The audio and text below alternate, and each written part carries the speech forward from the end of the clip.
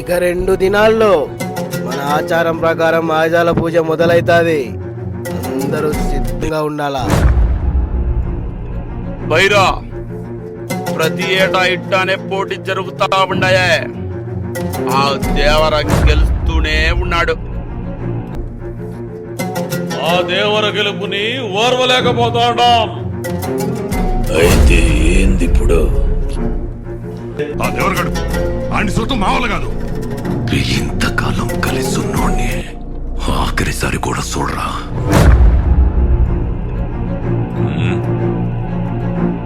దేవరగాడి సావుతో అసలైన సంబరాలు చేసుకుందాం.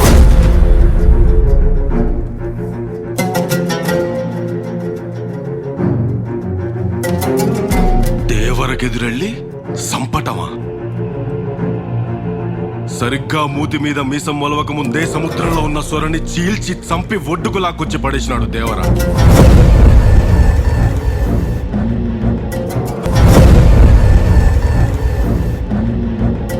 ఆడు స్పృహలో ఉన్నంతసేపు వాడిని ముట్టుకోవడానికి కూడా ఎవ్వడు సాహసం చేయలేడు బైరా.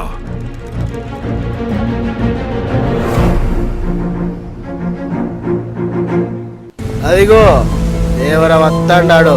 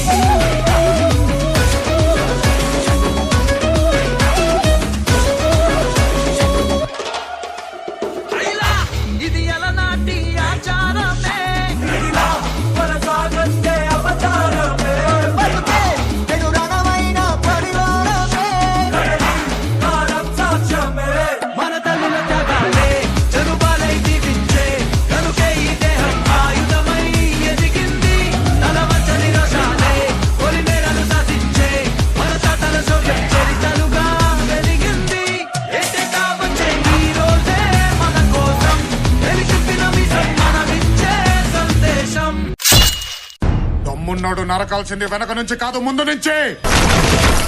బతకండి బతకండి అంటే వినలేదు కదరా. కోత మొదలైంది. రాత రాసిన భగవంతుడు వచ్చిన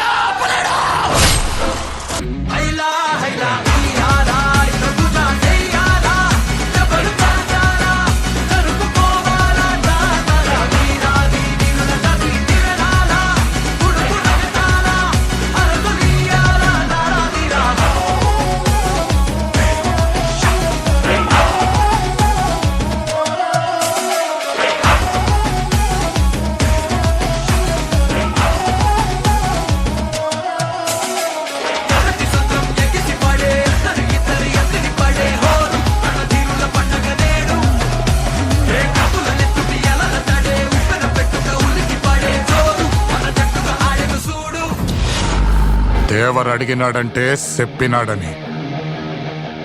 అదే చెప్పినాడంటే